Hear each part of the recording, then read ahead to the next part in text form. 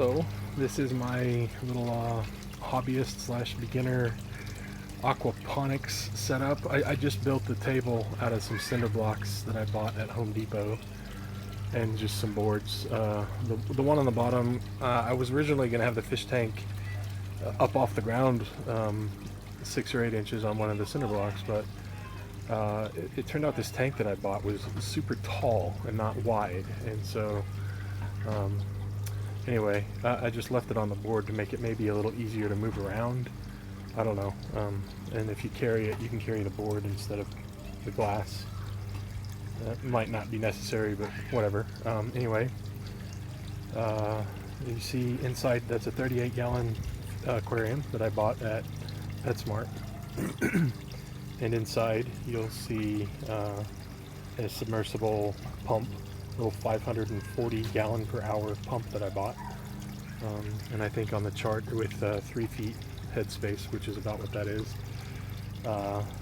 it's more like 375 gallons per hour.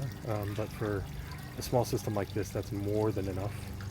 You might see some water squirting off to the side. I just put a little valve there so I can bleed the system, leave the pump on, and even if I shut off the beds, I've got a place for the water to flow so the pump doesn't burn out. Suspended below is the drain PVC part, but we'll get to that in a minute. Up here is just a clay pebble media. The plants will grow in this, and the system, this is what you call a flood drain bed, powered by this simple bell siphon here. You'll notice that underneath the pebbles, well, they actually float, but underneath they're damp, but the top stays dry. You want it to stay dry because then algae from the system won't grow in the plant bed on top of the media. It'll stay dry on top, which will prevent algae from growing.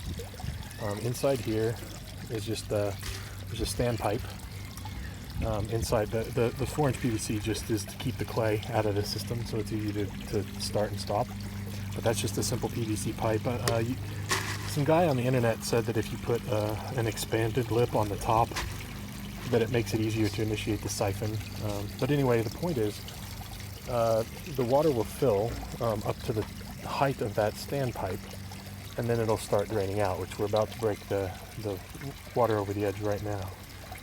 And if you just left it like this, the water would stay at that level all the time. But if you put a airtight seal on top so that the water can still flow, as soon as the water starts flowing, it creates a siphon. And the siphon will literally suck the water out of the grow bed back into the tank, which you see that 1-inch PVC pipe is now shooting out pretty much full blast. And the water level is draining down and down and down. And it'll go all the way till it gets to the very bottom of the bell siphon pipe, and it'll allow air through, and that breaks the siphon, and it starts over. So every 10 minutes or so, the bed will flood and then drain, which keeps the nutritious water from the fish tank, keeping the pebbles damp and keeping the roots damp, but it keeps the roots from staying flooded. If the roots were in water all the time, some plants don't like that. They rot and other bad things, so get moldy and whatnot. So depending on the plant, you need a bed more like this. So at any rate, right now I'm in the nitrification cycle setup. I just filled it with water this morning. I used vitamin C powder that I bought online to neutralize the chlorine and chloramine that was in the tap water. I got it out of a hose.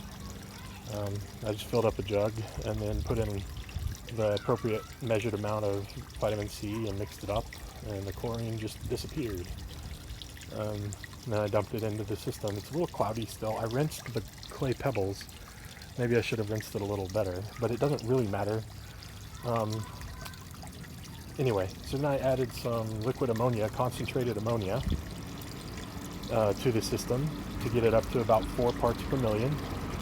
And that water will just keep continually cycle. Now, eventually bacteria will grow on the pebbles and on the surfaces and inside the hoses and stuff.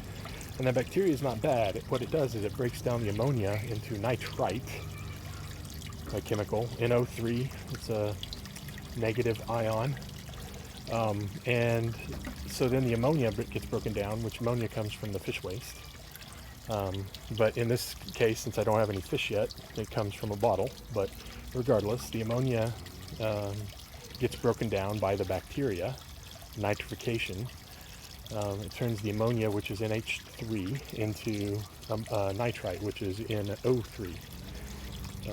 And then the next step, nitrites are still not exactly what the plants want, and it's still the chemical at high concentration is fatal to the fish.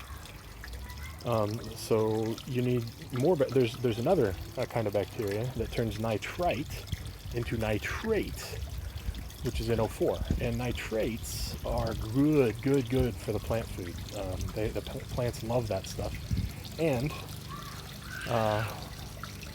as another positive note, it doesn't hurt the fish at all. So anyway, it takes about 3 to 6 weeks before you get enough bacteria in your system to be able to filter the ammonia out, basically, and turn it into nitrate that's safe for the fish. And so I'll just keep monitoring the levels